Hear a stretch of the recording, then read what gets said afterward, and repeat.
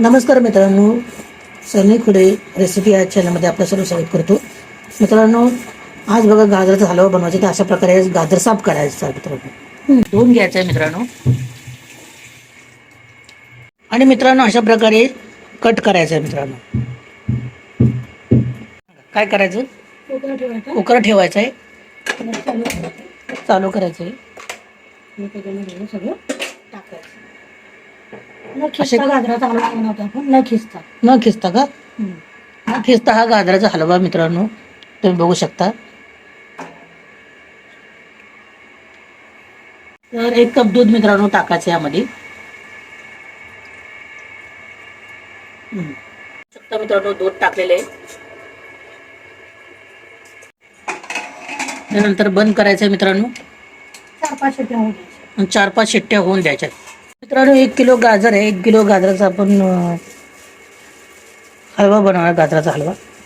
त्यानंतर तुम्ही बघू शकता. तर मित्रांनो हे बाहेरून आणले, धुतले पनीर.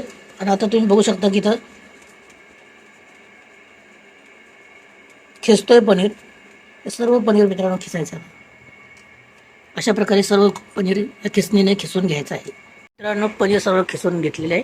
त्यानंतर तिथं तुम्ही ड्राय फ्रुट्स आहेत तुम्ही बघू शकता. कट करून घ्यायचे. कट करून घ्यायचे सर्व.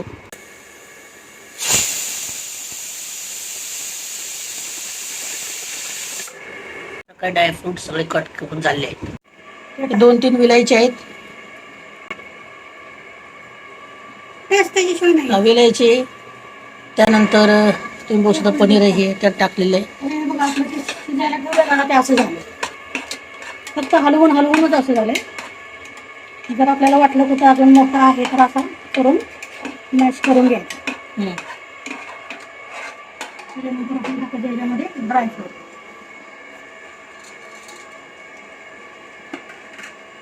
हे पण आपण हलवून घेतो.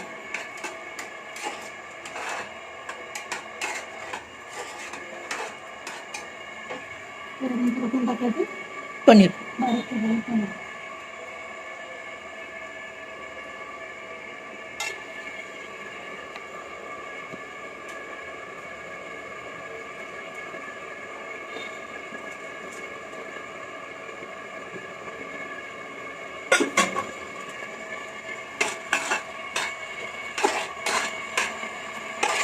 आता किती वेळ करायचंय?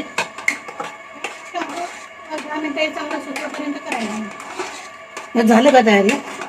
नंतर आपल्याला साखर आणि तूप मिक्स करायचं. अजून किती वेळ ठेवायचं आहे? पाणी हे अजून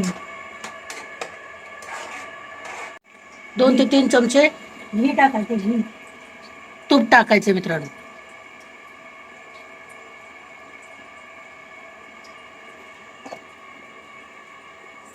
माझा मोठा चम्मच आहे.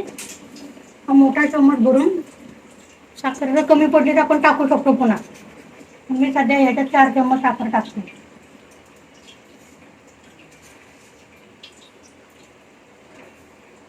4 चमचे साखर टाकली. 3 चमचे साखर टाकलेली. आता आपण हे सगळं स्मॅश करणार आहोत, एकत्र करणार आहोत.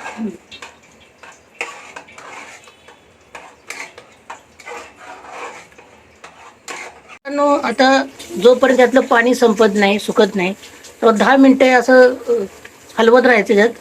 आणि मग 10 मिनिटांना आपला हलवा तयार झाला आहे मित्रांनो. आता बघूया झाल्यानंतर आपण खाऊनच बघू कसा आहे. तर खायचं असं खाऊन बघण्याचा जो चॅनल आहे तो तुम्ही सनी खुडे फूड ब्लॉगमध्ये या. तर मित्रांनो जर हा व्हिडिओ तुम्हाला आवडला असेल तर लाईक शेअर सबस्क्राईब करायला विसरू नका. तर मित्रांनो अशा प्रकारे आपल्याला आपला जो गाजराचा हलवा आहे तो तयार झालेला आहे.